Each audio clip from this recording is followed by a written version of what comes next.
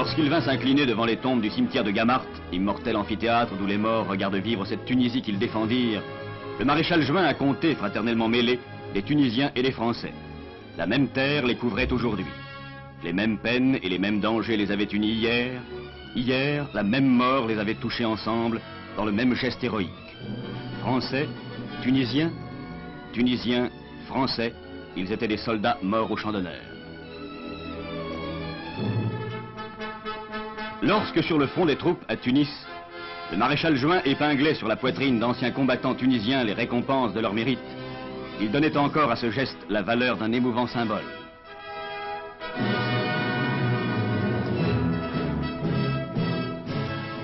Et quand devant lui défilaient, retrouvant pour une heure leur formation et leur pas militaire, ceux qui avaient été les compagnons des morts de Gamart, ceux qui gardaient dans leur mémoire le souvenir des camarades de rang disparus, qui conservaient peut-être dans leur chair la marque de leur sacrifice, le maréchal Juin pouvait reconnaître dans cette marche grandiose le sens d'une camaraderie forgée dans la sueur et le sang des batailles, et que rien depuis ne pouvait altérer.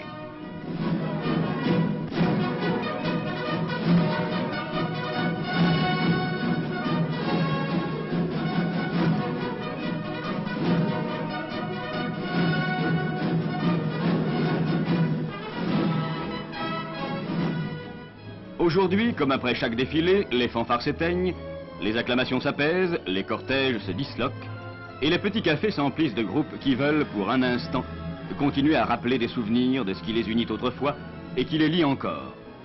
Regardons-les. Ils ont été soldats, certains ont combattu, tous ont servi. Ils sont revenus, leur temps d'engagement terminé. Mais qu'ont-ils retrouvé après ces années passées sous l'uniforme? Qu'a-t-on fait pour les reclasser dans la vie? Les a-t-on vraiment, comme trop souvent on l'a murmuré, laissés sans ressources, sans métier, sans avenir, avec leurs souvenirs à évoquer et leurs médailles inutiles?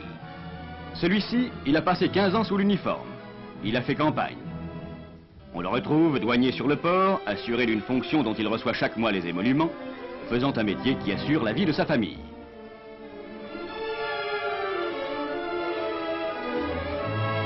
Cet autre, 15 ans aussi dans la troupe.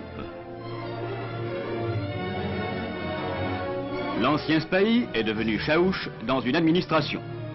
Lui aussi assuré d'un poste officiel à traitement fixe qui lui garantit la sécurité. Celui-là, facteur, chaque jour assurant un service public que rétribue régulièrement le gouvernement. Celui-là encore, pompier, et il bénéficie des mêmes avantages attribués aux emplois administratifs. Comme elle semble loin quand on regarde ces hommes, la légende d'une France qui n'a donné à ses anciens soldats, en les démobilisant, qu'un colis de vivres et 10 mètres de tissu. Au contraire, chaque administration ne garde-t-elle pas pour eux certaines catégories d'utilisation? Ne leur assure-t-elle pas une certaine quantité d'emplois réservés?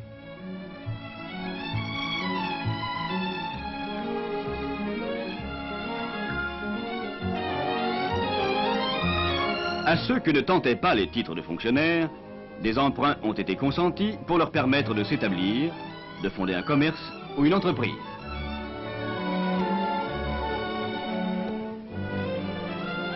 Aux uns encore, des licences de débit de tabac ont été distribuées en récompense de leurs années de service.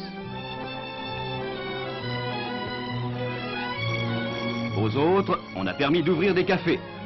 Et à l'aide de ces emprunts, combien ont pu tenir boutique ou magasin, s'installer dans un métier de leur choix? Celui-ci a aujourd'hui son salon de coiffure. Celui-là, son étal de boucher. Cet autre, son atelier d'artisan électricien. Et si l'on regarde plus loin, combien de patrons pêcheurs qui auraient rêvé en vain d'avoir leur barque, si le prêt aux anciens combattants ne leur en avait pas donné les moyens?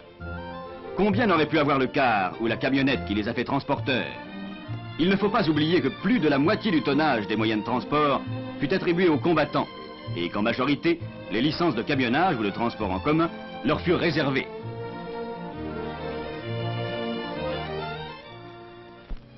Mais s'il était assez facile d'aménager ce reclassement dans les centres urbains, le problème se montrait plus difficile dans les campagnes.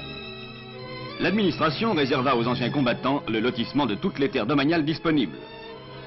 On continua cet effort par la distribution de terres italiennes, devenues propriétés françaises, et l'on acquit dans le même but pour 500 millions de nouveaux domaines.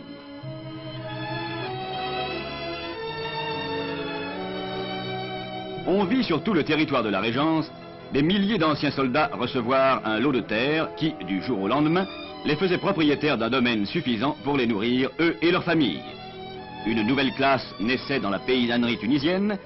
Celui qui n'aurait été qu'un journalier employé sur le sol d'autrui était appelé à faire valoir son propre champ.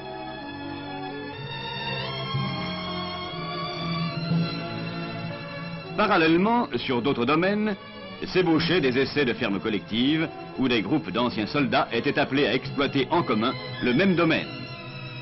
Et des coopératives de culture ont uni les nouveaux tenants du sol pour leur permettre de disposer d'un matériel agricole moderne, promesse d'une prospérité plus large et plus assurée.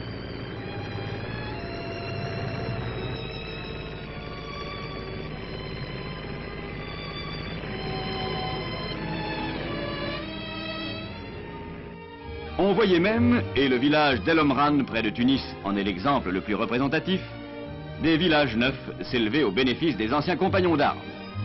Beaux ensembles tout blancs, groupés à l'ombre d'un minaret tout neuf, et dont les rues grouillent maintenant d'un peuple d'enfants joueurs.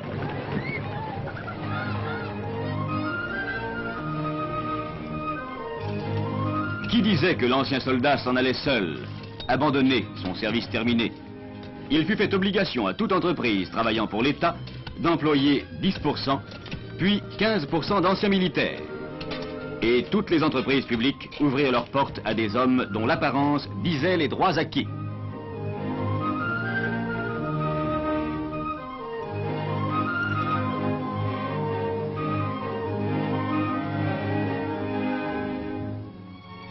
Abandonner l'ancien soldat?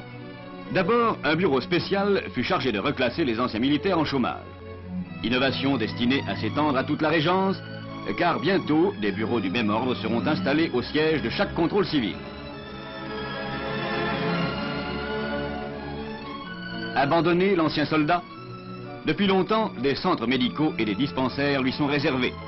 Il y trouve des conseils, des soins, des médicaments gratuits.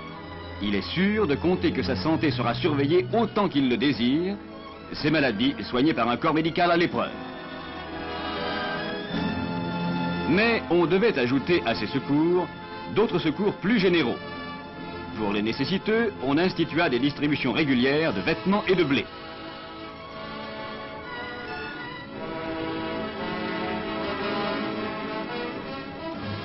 Seul l'ancien soldat?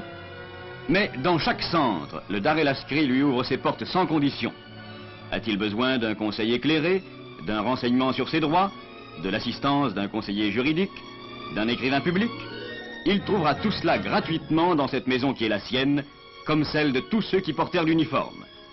Il retrouvera là aussi cette chaude amitié qui console et qui soutient, dans cette atmosphère de camaraderie des compagnons d'armes. Ici, toutes les barrières sont supprimées et les classes confondues.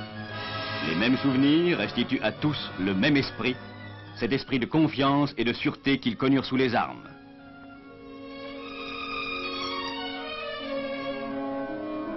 Seul l'ancien soldat? C'est le maintien de cet esprit qui a donné naissance tout récemment à cette maison des anciens combattants et des mutilés de guerre, qui reçoit les invalides et accueille les grands blessés, et semble grandir le sens des Dar el-Askri. À travers ces salles et ces galeries, chacun sentira revivre l'esprit de cette grande famille à laquelle il appartient toujours, l'armée.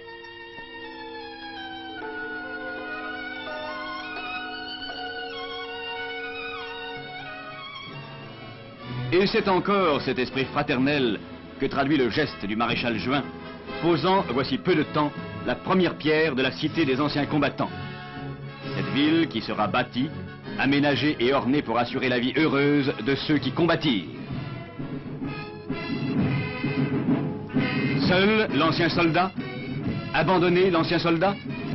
Les esprits faussés de quelques-uns ne l'emporteront pas sur les réalités les plus éclatantes. Une fois quitté l'uniforme, loin du fracas des noubas et le martèlement du pas des compagnies, l'armée reste autour du soldat.